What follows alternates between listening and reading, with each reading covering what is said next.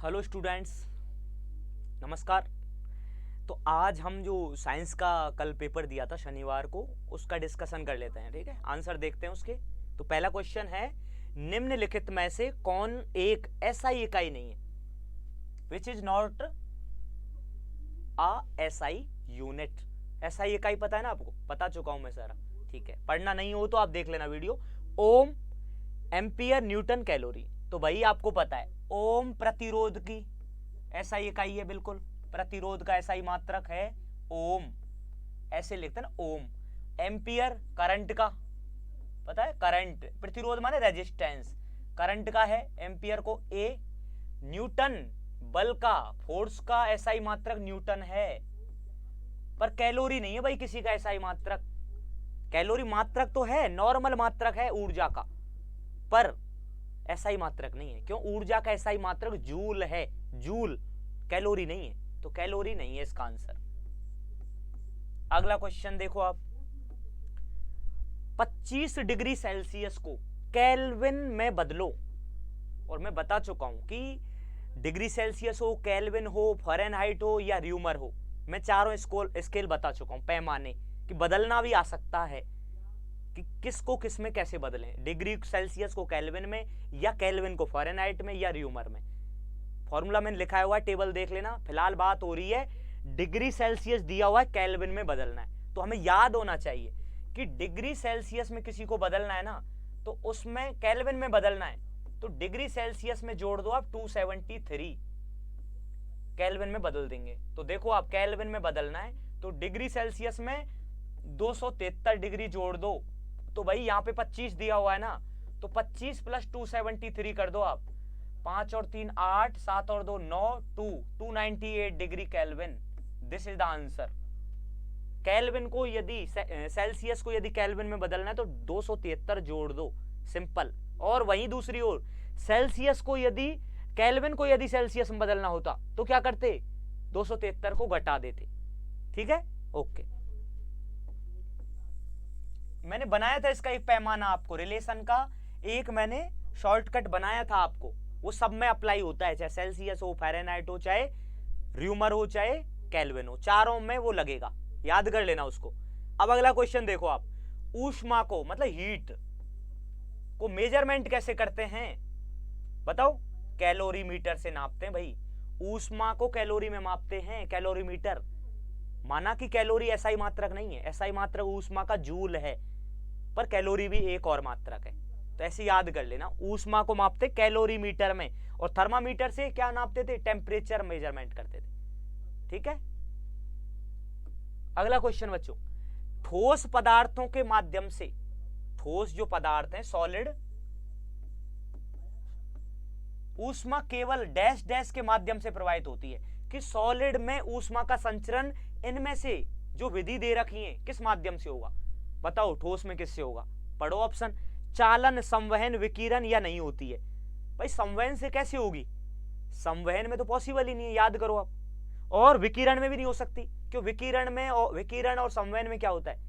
Particle गमन करते हैं, खुद जा रहे हैं, पार्टिकल मूव कर रहे हैं। यहां पे चालन में पार्टिकल मूवमेंट नहीं करते, ऊष्मा का ट्रांसफर करता है पार्टिकल एक को दूसरे ने। भाई चालन में यही तो होता है, जैसे ये ठोस है, उसके अंदर ये कण है, ऐसे ही बना रहे रैंडमली, तो क्या होगा? ऊष्मा मान लो इस कण को दी गई, इस कण ने ऊष्मा इसको दे दी, इसने इसको, इसने इसको, इसने इसको, ऐसे ही चलते जाओ। तो ऐसे होता है ऊष्मा का ट्रांसफर, और ये होता है सिर्फ किसमें? ठोस में। चालन होता है ठोस में, सॉलिड में ओनली। और रीजन यही है कि उसके अंदर अंतर आणविक बल बहुत ज्यादा होता है ठोस के अंदर।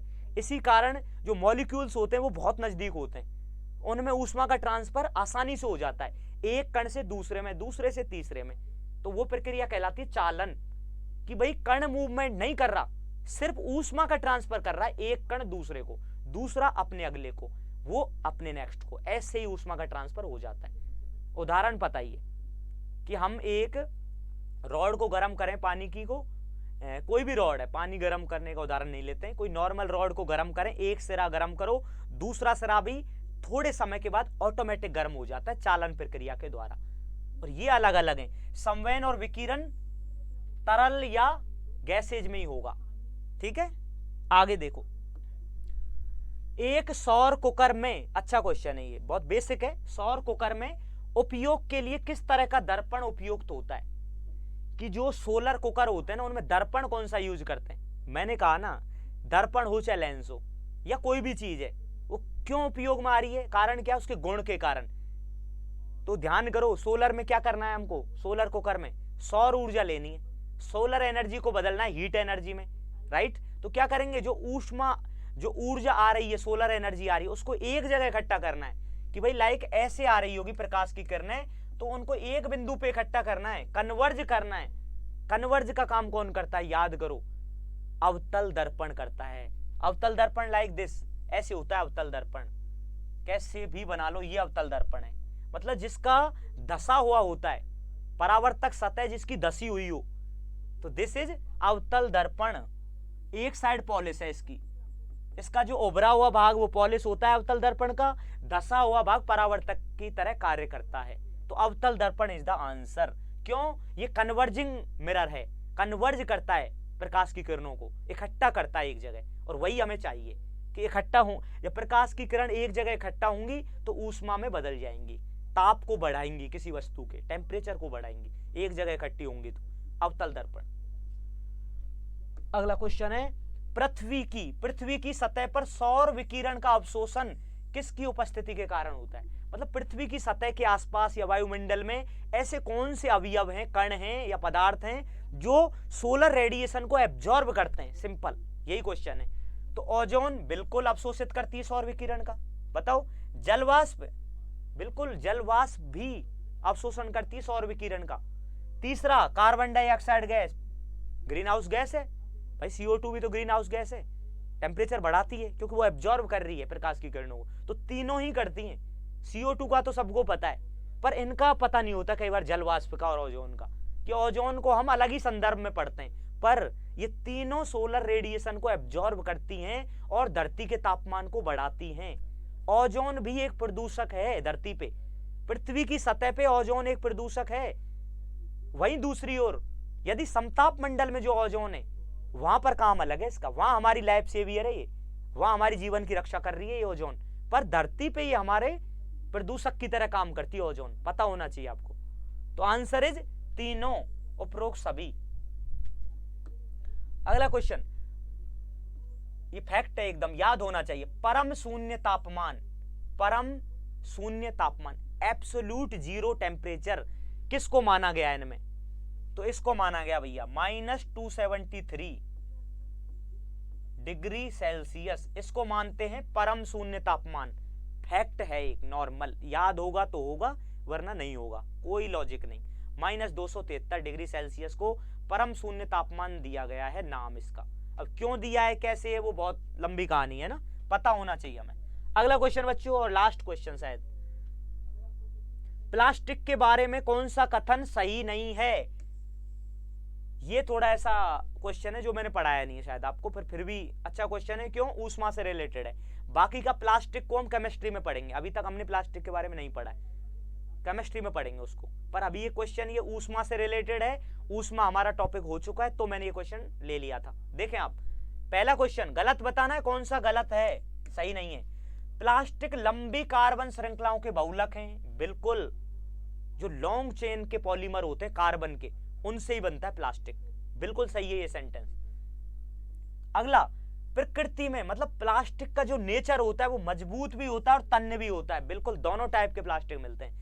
तन्य भी मिलेंगे मतलब लचीले भी मिलेंगे और टफ भी मिलेंगे, कठोर भी मिलेंगे, दिस इज ऑल्सो राइट। अगला, थर्मोप्लास्टिक आसानी से विकृत हो सकते हैं जबकि थर्मोसेटिंग नहीं हो सकते, बिल्कुल। प्लास्टिक के होते हैं दो टाइप, थर्मोप्लास्टिक और थर्मोसेटिंग प्लास्टिक। जो थर्मोसेटिंग प्लास्टिक होता है ना, वो बहुत ही ठोस होते हैं अपने आप में, एक बार जैसा आकार ग्रहण कर लिया ना फिर नहीं बदलता उनका, बिल्कुल। और थर्मोप्लास्टिक क्या है, जैसे ही गर्म करोगे दोबारा गर्म करोगे, एक बार उनको गर्म करके प्लास्टिक बन गया मान लो, दोबारा कभी गर्म करोगे ना तो वो आकार बदल लेंगे, विकृत हो जाएंगे। पर थर्मो जो सेटिंग है ना वो नहीं होंगे, वो सेट हो गए, ऐसे याद कर लो। थर्मो सेटिंग ठोस होता है और एक बार प्लास्टिक का रूप लेने के बाद वो कभी नहीं बदलता आसानी से।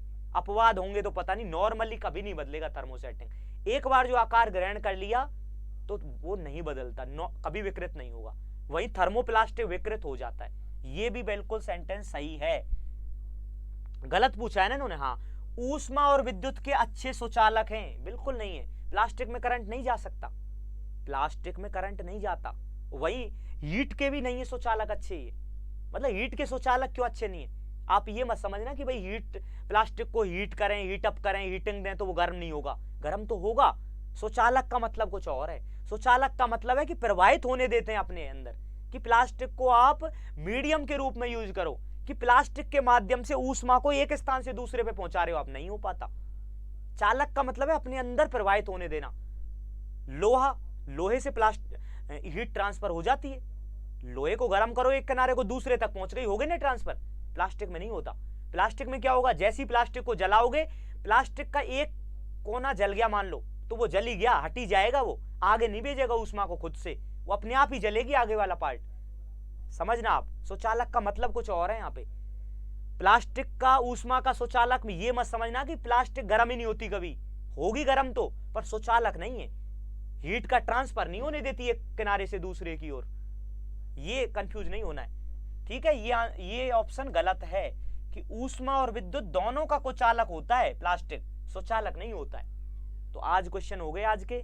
ऐसे ही आप प्रैक्टिस करते रहें, पढ़ने से ज्यादा इंपॉर्टेंट है प्रैक्टिस करना, नहीं बेकार है सब पढ़ाई, है ना। Okay, thank you so much.